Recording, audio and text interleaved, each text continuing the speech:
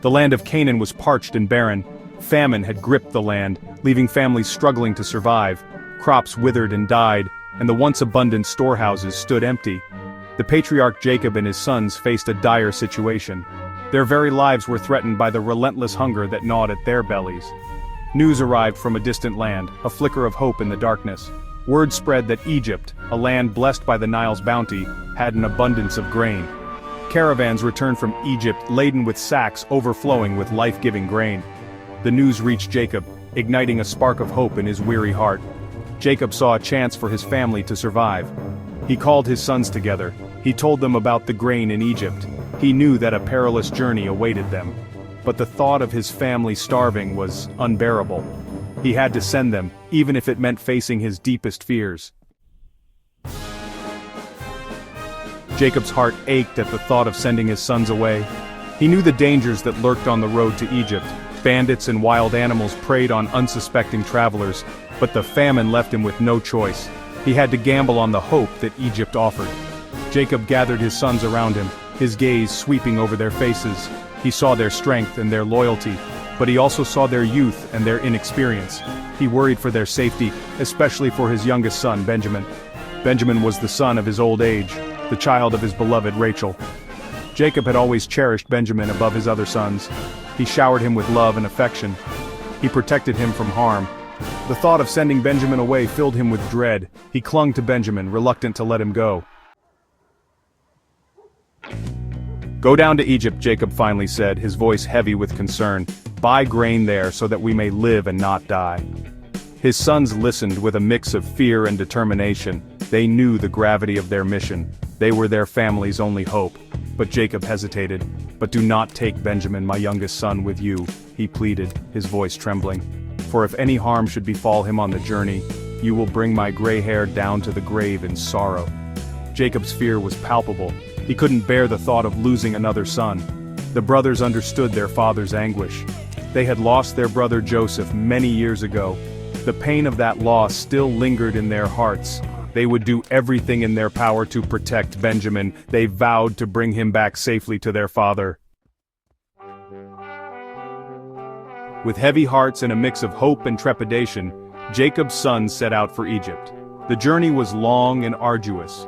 The sun beat down on them mercilessly, and the dust swirled around their feet. But they pressed onward, driven by the need to save their family. As they drew closer to Egypt, the landscape changed.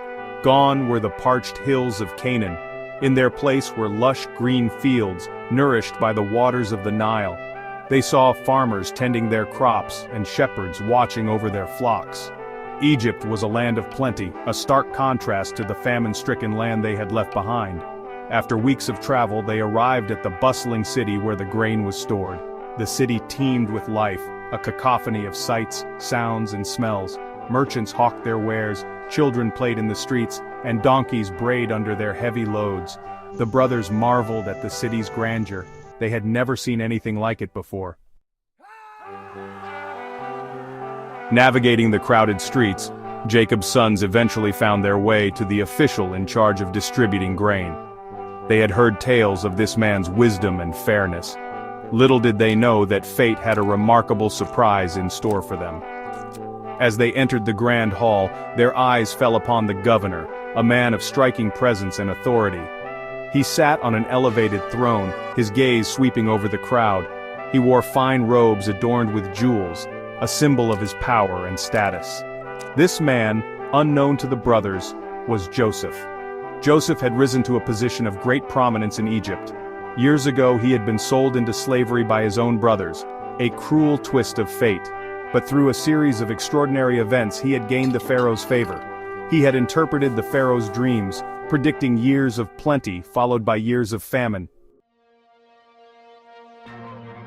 Joseph recognized his brothers instantly. Time may have passed, but the faces of those who had betrayed him were etched into his memory. A wave of emotions washed over him, anger, hurt, and a profound sense of longing. Yet he masked his feelings behind a stoic expression. The brothers, however, did not recognize Joseph. They saw him as a powerful stranger, the one who held their fate in his hands. They bowed low before him, pleading for his mercy. "We have come from the land of Canaan," they said, "to buy food, for there is a grievous famine in our land." Joseph listened intently to their pleas. He observed their demeanor, searching for any sign of remorse for their past actions. He wanted to know if their hearts had changed.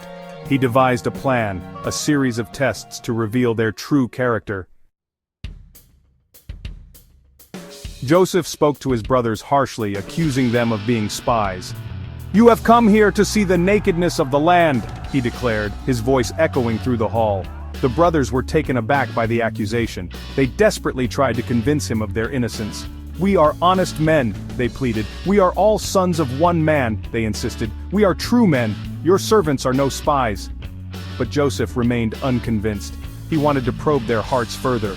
He demanded that they bring their youngest brother Benjamin to Egypt as proof of their honesty. Joseph's demand struck fear into the hearts of his brothers. They remembered their father's anguish at the thought of sending Benjamin away. They knew that returning without Benjamin was not an option. They were caught in a web